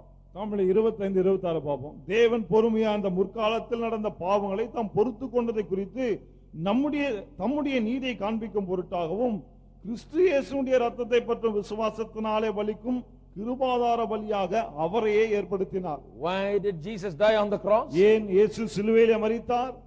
As propitiation. கிருபாதார பலியாக. Sometimes I like the English, sometimes I like Tamil. Thank God I know both. ரெண்டு பாஷையும் தெரிஞ்ச கர்த்தருக்கு ஸ்தோத்திரம். சில சமயத்தில் தமிழ் பிடிக்குது, சில சமயத்தில் இங்கிலீஷ்ல சொல்றது. And I wish I knew 1,000 other languages. இன்னும் 1000 பாஷை தெரிஞ்சா நல்லா இருக்கும். Sometimes when I was growing up, I believed some of these politicians and I was against some languages. நான் வளர்ந்து வந்தப்போ சில அரசியல்வாதிகளை நம்பி சில பாஷைகளை எதிர்த்தேன் நான். But I regret it now. ஆனா இப்போ ரொம்ப வருத்தப்படுறேன். I wish I had learned all those languages. அந்த எல்லா மொழியிலும் கற்றிருந்தா நல்லா இருக்கும். In English it's very simple here. ஆங்கிலத்தில் ரொம்ப எளிமையா இருக்கு பாருங்க. Why did Christ die? கிறிஸ்து ஏன் மரித்தார்? My propitiation. என்னுடைய கிருபாதார பலியாக. As propitiation. கிருபாதாரமாக. What is propitiation? கிருபாதாரம் என்றால் என்ன? To satisfy God's justice concerning my sin. என்னுடைய பாவத்தை குறித்த தேவனுடைய நியாயத்தை திருப்தி செய்ய. The soul that sins must die. பாவம் செய்கிற ஆத்துமா சாக வேண்டும். That's why Christ died. ஆகவேதான் கிறிஸ்து மரித்தார். Propitiating for my sins. என்னுடைய பாவங்களை அங்கே என்னுடைய பாவங்கள் நிமித்தம் தேவனை திருப்தி செய்கிறார். Propitiating not only my sins but sins that are past in history. Abraham's sins, Isaac's sins, Jacob's sins, everyone's sins. என்னுடைய பாவத்தின் கிருபாதாரம் மட்டுமல்ல, கடந்த காலத்தில் வாழ்ந்தார்களே ஆபிரகாம், ஈசாக்கு, யாக்கோபு, மோசே, இவர்கள் எல்லாருடைய பாவங்களுடைய கிருபாதாரமாக இருக்கிறார். And the sins of those that are in the future. அது மட்டுமல்ல, எதிர்காலத்தின் மக்கள் செய்ய போகிற பாவங்களுடைய கிருபாதாரமாகவும் இருக்கிறார். Amen. Amen. Turn with me to Romans chapter 5. திருப்போம் ரோமர் 5ஆம் அதிகாரத்துக்கு. And verse 6 and 10. 6ஆம் வசனமும் 10ஆம் வசனமும். Let us read this. இதை வாசிப்போம். For when we were yet without strength, in due time Christ died for the ungodly. அன்றியும் நாம் பலனற்றவர்களாய் இருக்கும்போதே குறித்த காலத்தில் கிறிஸ்து அக்கிரமக்காரருக்காக மரித்தார். Once again for. மறுபடியும் பாருங்க, அக்கிரமக்காரருக்காக. He died for the ungodly. அக்கிரமக்காரருக்காக our The மரித்தார். substitutionary penal elements are there. பாருங்க, பதிலாளாய் மரித்தார், தண்டனை சுமந்து மரித்தார், ரெண்டு இருக்கு பாருங்க. Romans 3:25 also. Propitiation means substitutionary and penal elements are there. ரோமர் 3:25 தான் கிருபாதாரம் என்றால் பதிலாளாய் மரித்தார், தண்டனை சுமந்து மரித்தார், ரெண்டும் அதுல That அடங்குது. is how God's justice is satisfied. தேவனுடைய நியாயம் அப்படிதான் திருப்தி செய்யப்படுகிறது. Christ died for the ungodly. he Kristu said. அக்கிரமக்காரருக்காக மரித்தார் என்று சொல்கிறார். அக்கிரமக்காரர்களுக்காக மரித்தார். அப்படி சொல்றாங்க. இவருக்காக மரிக்கல. அக்கிரமக்காரர்களுக்காக for them. அவர்களுக்காக மரித்தார். Amen. Amen. Substitute. பதிலாளாய் Taking their sins. அவர்களுடைய பாவத்தை And taking சுமந்தவர். the penalty of their sins. அவருடைய பாவத்திற்குரிய தண்டனைகளை சுமந்தவர். Read verse 10. 10ஆம் வசனம் The வாசிங்க. Bible teaches it again and again. வேதம் திரும்ப திரும்ப அதை போதிக்கிறது. For if when we were enemies we were reconciled to God by the death of his son, much more being reconciled we shall be saved by his life. நாம் தேவனுக்கு சத்துருக்களாய் இருக்கையில் அவருடைய குமாரனின் மரணத்தினாலே அவருடனே ஒப்புரவாக்கப்பட்டோமானால், ஒப்புரவாக்கப்பட்ட பின் நாம் அவருடைய ஜீவனாலே ரட்சிக்கப்படுவது அதிக நிச்சயமாமே. Paul clearly teaches here that man can come to God and be in communion, fellowship, be reconciled to God only by the death of God's Son, Jesus Christ. தேவ குமாரனாகிய இயேசு கிறிஸ்துவின் மரணத்தின் மூலமாய் மட்டுமே மனிதன் தேவனோடு ஒப்புரவாக முடியும், ஒரு உறவும் ஐக்கியமும் ஏற்பட முடியும் என்பதை பவுல் திட்டமும் தெளிவுமாய் கூறுகிறார். If somebody doesn't preach the death of Christ as the way of salvation, there is no salvation in that. கிறிஸ்துவின் மரணம் தான் ரட்சிப்பின் வழி என்பதை யாராவது பிரசங்கியாவிட்டால் அதிலே ரட்சிப்பின் வழியே சொல்லப்படவில்லை. No salvation in that. அதிலே ரட்சிப்பின் வழியே கிடையாது. You can forget it, my friend. அதை நீங்க மறந்து விடலாம் நண்பர்களே. You forget about the stories he tells you and the logic and the argument. அவர் சொல்ற கதையும் மறந்துடுங்க, அந்த தர்க்கத்தையும் மறந்துடுங்க, லாஜிக்கையும் மறந்துடுங்க. There is no salvation in it. அதிலே ரட்சிப்பே கிடையாது. It is by the death of his son men and women are reconciled to God. தேவ குமாரனுடைய மரணத்தினாலே தான் மக்கள் தேவனோடு கூட ஒப்புரவாக்கப்படுகிறார்கள். ஏன்? Because the death of his son is the thing that takes care of the sin problem. ஏனென்றால் அவருடைய குமாரனுடைய மரணம் தான் அந்த பாவ பிரச்சனையை தீர்க்கிறது. Only the death of the son propitiates God's justice. தேவகுமாரனுடைய மரணம் தான் தேவனுடைய நியாயத்தை திருப்தி செய்கிறது. Only the death of the son expiates man's guilt. தேவகுமாரனுடைய மரணம் மட்டுமே மனிதனுடைய குற்றத்தை அகற்றுகிறது. Amen. Amen. Otherwise there is no chance. இல்லாவிட்டால் வேற வழியே கிடையாது. Let us read on. தொடர்ந்து வாசிப்போம். Galatians chapter 1 verse 4. கலாத்தியர் 1:4. 1:4. 1:4. Who gave himself for our sins that he might deliver us from this present evil world according to the will of God and our Father. அவர் நம்மை இப்போது இருக்கிற பொல்லாத பிரபஞ்சத்திலிருந்து விடுவிக்கும்படி நம்முடைய பிதாவாகிய தேவனுடைய சித்தத்தின்படியே நம்முடைய பாவங்களுக்காக தம்மை தாமே ஒப்புக் கொடுத்தார். Now again, மறுபடியும் பாருங்க. he gave himself for our sins. நம்முடைய பாவங்களுக்காக தம்மை தாமே ஒப்புக் கொடுத்தார். Again the substitutionary penal element is there. மறுபடியும் பாருங்க, பதிலாளை மரித்தார், தண்டனை சுமந்து மரித்தார், ரெண்டுமே இருக்கு. Consistent teaching of the Bible, it is for our sins he died. ஆகவே வேதம் தொடர்ந்து இதைதான் போதிக்கிறது, நம்முடைய பாவங்களுக்காக அவர் மரித்தார். Why? So that he might deliver us from this present evil world. இப்போது இருக்கிற பொல்லாத பிரபஞ்சத்தினின்று நம்மை விடுவிக்கும்படி. There is no deliverance apart from Christ's death. பாருங்க, கிறிஸ்துவின் மரணத்தை தவிர வேற எதிலும் விடுதலை கிடையாது. If you don't believe in the cross and the death of Christ, there is no deliverance. சிலுவையும் அதில் நடந்த கிறிஸ்துவின் மரணத்தை விசுவாசியாவிட்டால் பிறகு விடுதலையே கிடையாது. That is why the Christian church is not about நாங்க என்ன இங்க வந்து மந்திரிச்சா போடுறோம் உங்களுக்கு விடுதலை ஆக்குறதுக்கு. தமிழ்ல சொன்னதா வளர்ந்தாரு. கிறிஸ்தவ சபை என்பது ஏதோ இங்க வந்து மந்திரிச்சிட்டு போறதுக்கு அல்ல விடுதலைக்கு.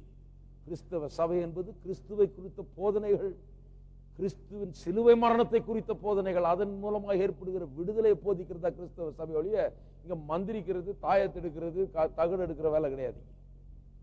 Are you there? இருக்கீங்களா? There is no deliverance in that. அதிலே விடுதலை கிடையாது. We are not witch doctors. நான் மந்திரவாதியே கிடையாது பாருங்க. Tell you because some preachers have given us the wrong kind of reputation. ஏன் இத சொல்றேன்னா சில பிரசங்கியார்கள் அந்த மாதிரி தங்களை காமிச்சிட்டு இருக்காங்க. We are not in the business of taking some metal here and there and doing something with the witchcraft here and no, that is not how deliverance comes. இங்கே அங்கே போய் தகடு எடுக்கிற வேலை, இங்கே அங்கே போய் மந்திரத்தை கெடுக்கிற வேலை, இந்த வேலையில நாங்கள் கிடையாது. அதன் மூலமா விடுதலை வருவதும் கிடையாது. ஜனங்க பாவம் அங்க மந்திரவாதிகிட்ட அவதிப்பட்டு கடைசியில கிறிஸ்தவ மந்திரவாதிகிட்ட அவதிப்படுறாங்க. We are not Christian witch doctors. நாங்கள் கிறிஸ்தவ மந்திரவாதிகள் அல்ல. We preach Christ crucified. நாங்கள் சிலுவையில் அறையப்பட்ட கிறிஸ்துவை பிரசங்கிக்கிறோம். And the preaching about Christ and his shed blood on the cross and the salvation that comes through the cross gives deliverance from all that is present evil in this world. கிறிஸ்துவை குறித்த போதனை, சிலுவையிலே சிந்தப்பட்ட இரத்தத்தை குறித்த போதனை, அதன் மூலமாக வரக்கூடிய ரட்சிப்பை குறித்த போதனை, அதுதான் இப்போது இருக்கிற பொல்லாத பிரபஞ்சத்திலிருந்து நம்மை விடுவிக்கிறது. தகடு எடுக்கிற ஆளை கண்டா ஓடிடுங்க. Run away from these people. இந்த ஆட்களை விட்டு ஓடுங்கள். That's not right. அது சரி அல்ல. They're just another witchcraft doctor, that's all. அவன் இன்னொரு மந்திரவாதி, அவ்வளவுதான். I tell you what deliverance you can get that is greater than the deliverance through what Christ has provided through the cross. கிறிஸ்து சிலுவையின் மூலமா ஏற்படுத்தி இருக்கிறாரே, இந்த விடுதலை விட வேற எதன் மூலமா உங்களுக்கு அதிக விடுதலை வரும் சொல்லுங்க. Sad to say that some of us have made it such a laughing stock. We have made it into another religious thing. ஆனால் மக்கள் இதை இன்னொரு மத சடங்காய் மாற்றி விட்டாலே கேலி கூத்தா இருக்கு, சொல்ல வருத்தமா இருக்கு. And they don't preach Christ and the glory of the cross and the கிறிஸ்துவை- salvation that has come to us. கிறிஸ்துவை குறித்தும் சிலுவையின் மேன்மை குறித்தும் அதன் மூலமாக வருகிற ரட்சிப்பை குறித்தும் அவர் பிரசங்கிப்பதில்லை. Amen. Amen. Are you there, my friend? இருக்கீங்களா நண்பர்களே? You just preach that and you see what happens. இதை பிரசங்கம் பண்ணுங்க, அப்புறம் என்ன நடக்குதுன்னு பாருங்க. There is no greater deliverance than இதை விட பெரிய விடுதலை கிடையவே கிடையாது. Amen. Amen. There is no bigger devil to answer the cross. சிலுவைக்கு பதில் சொல்லக்கூடிய அளவுக்கு பெரிய பிசாசு எதுவும் இல்லை. Amen. Amen. Are you there? இருக்கீங்களா? There is no great devil that can answer back to the name of Jesus. இயேசுவின் நாமத்துக்கு மறுமொழி சொல்லுகிற அளவுக்கு பிசாசு எதுவும் இல்லை பெருசா. That is why I don't waste my time in doing magic stuff. ஆகவேதான் இந்த வித்த காட்டுற வேலையெல்லாம் நான் நேரத்தை செலவழிக்கிறது. We do preach the word. நாம் வசனத்தை We பிரசங்கிக்கிறோம். preach Christ and Him crucified. சிலுவையில் அறையப்பட்ட கிறிஸ்துவை பிரசங்கிக்கிறோம். Was Paul going around taking tagadu? Pavul என்ன எல்லா இடத்துலயும் போய் தகுடு எடுத்திருந்தாரா? You think he is a man like that? அவர் அப்படிப்பட்ட மனுஷன் நினைக்கிறீங்களா? Read his teachings. அவருடைய போதனைகளை வாசித்து Was பாருங்க. Peter doing that? பேதுரு அதை செய்தாரா? No. கிடையாது. They preached Christ. அவன் கிறிஸ்துவை They பிரசங்கித்தார்கள். preached cross. சிலுவையை They preached the பிரசங்கித்தார்கள். resurrection. உயிர்த்தெழுதலை They preached பிரசங்கித்தார்கள். the deliverance and victory that comes through Jesus. இயேசுவின் மூலமாக வரக்கூடிய விடுதலை ரட்சிப்பை அதை பிரசங்கித்தார்கள். வெற்றியை. மன்னிக்கும், விடுதலையும் வெற்றியும் பிரசங்கித்தார்கள். They preached Christ and Christ crucified. கிறிஸ்துவையும் சிலுவையில் அறையப்பட்ட கிறிஸ்துவையும் பிரசங்கித்தார்கள். Are you there, my friend? இருக்கிறீர்களா நண்பர்களே? You're there, say amen. இந்த ஒரு ஆமென் சொல்லுங்களேன். You got to understand where I'm coming from. I'm not, don't say, well, he's against all these. No. Why I am against all these things? நான் இதெல்லாம் எதிர்க்கிறேன்னு சொல்லாதீங்க, ஏன் எதிர்க்கிறேன் அதை பாருங்க முதல்ல. Then you will also be against it. அப்புறம் நீங்களும் அதை எதிர்ப்பீங்க. Or if you want these fellows to come and go and do everything, something in your room, every room, you do it. அல்லது இந்த ஆட்கள்லாம் கண்டிப்பா என் ரூமுக்கு வரணும் இதெல்லாம் பண்ணணும் நீங்க நினைச்சீங்கன்னா பண்ணிக்கங்க. This teaching will not help you. இந்த போதனை உங்களுக்கு உதவி And செய்யாது. you don't need this also. இது உங்களுக்கு தேவையும் இல்லை. But if this teaching is absorbed, ஆனா இதை இந்த போதனைகளை நீங்கள் ஏற்றுக்கொண்டால் I tell you, you won't need that. நான் சொல்லட்டும், அதெல்லாம் உங்களுக்கு தேவைப்படாது. There will not be a place for that. அந்த காரியங்களுக்கு இடம் இருக்காது. Amen. Amen. Are you there? இருக்கீங்களா? All right. சரி, Let's go on. தொடர்ந்து சொல்வோம். Galatians 1:4. Galatians 1:4 is what we read just now. Ephesians 1:7. எபேசியர் 1:7க்கு செல்வோம். Ephesians 1:7. எபேசியர் 1:7. In whom we have redemption through His blood, the forgiveness of sins, according to the riches of His grace. அவருடைய கிருபையின் ஐஸ்வரியத்தின்படியே இவருடைய இரத்தத்தினாலே பாவ மன்னிப்பாகிய மீட்பு இவருக்குள் நமக்கு உண்டாயிருக்கிறது. The forgiveness of sins, the redemption, which is the forgiveness of sins, is through His blood. பாருங்கள், இவருடைய இரத்தத்தினாலே பாவ மன்னிப்பாகிய மீட்பு உண்டாயிருக்கிறது. Is there any other way to get forgiveness of sin? பாவ மன்னிப்பாகிய மீட்பு உண்டாக வேற வழி இருக்கா? Any other way for redemption? மீட்புக்கு வேற வழி இருக்கா? Paul is very clear. It is through His blood. Pavul ரொம்ப தெளிவா சொல்லுகிறார், அவருடைய இரத்தத்தின் மூலமாய் மட்டுமே என்று. You see, the word for is a word of substitution. பாருங்க, இங்க இரத்தத்தின் மூலமா என்று வருகிறது, இல்ல, இல்ல. இரத்தத்தினாலே என்று No, வருகிறது. no, word for that we used before.